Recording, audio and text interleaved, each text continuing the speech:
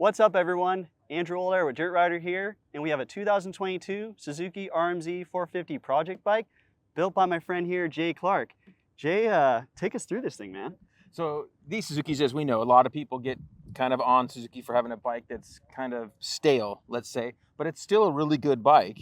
It doesn't have some of the modern improvements that a lot of the other bikes have with a hydraulic clutch and electric start, but the bike is still a really good package.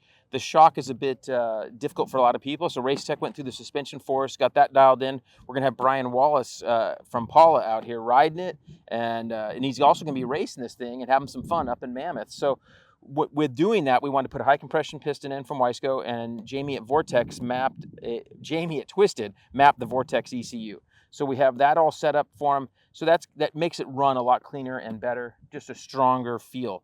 And as you can see, we also made it look really cool. The Suzuki still look really good. We got the UFO plastic, add a black rear fender. You kind of mentioned that, hey, this was the last time Stu was riding these things. It had the black rear fender, yellow front.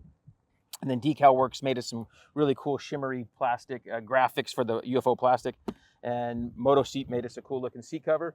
ODI bars and grips. We got the, I think it was Country Boy was the bin that Brian wanted. And we got the V2 lock-on grips, and he wanted to run some handguards. So UFO had some handguards we were able to get fitted on there. And because at Mammoth, there's a lot of little rocks, man, and you can break a finger in the roost out there. And Brian doesn't ride as much as he used to. He's working full-time out here at Paula, so he doesn't get to practice a ton. So he's probably going to be in the midst of the pack. If you're a fast top guy, you don't have to worry about getting those roosts on your hands, right? So I always got roosted a lot. So Brian is making sure that he's got some handguards there to protect him a bit. And of course, we got the Dunlop MX33 tires, Pro X chain and sprockets. We went down on the rear sprocket. For Mammoth, most people go up one size. Brian likes to go down two sizes. He likes to have it be more linear and not as gnarly of a hit. And so we went down to a 49 rear sprocket on the Pro X. It got the Scar.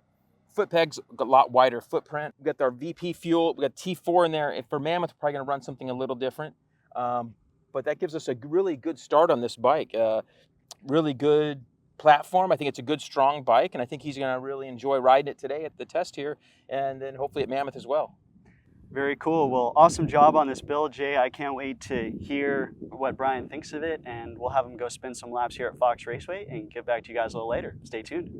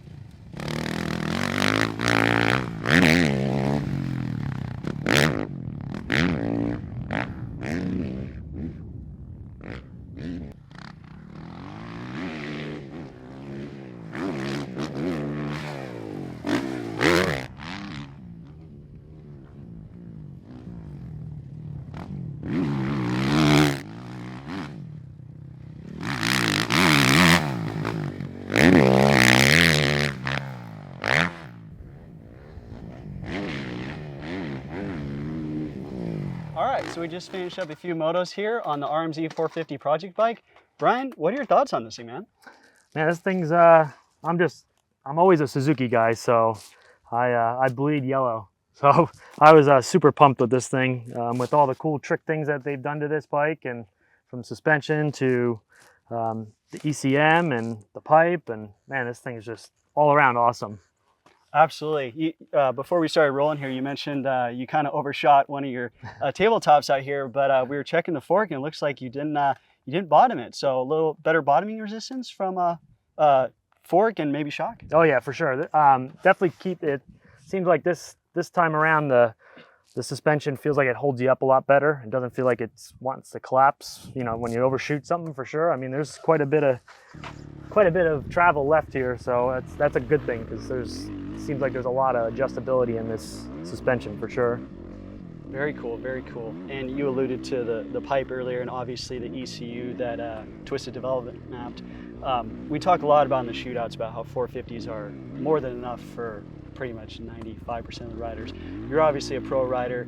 With the ECU, the pipe, and the other engine mods Jay did, is this thing enough for you? And especially, do you feel like at a race, because you're going to take this thing up to Mammoth, is this engine package enough for you and for just about the average rider, would you say?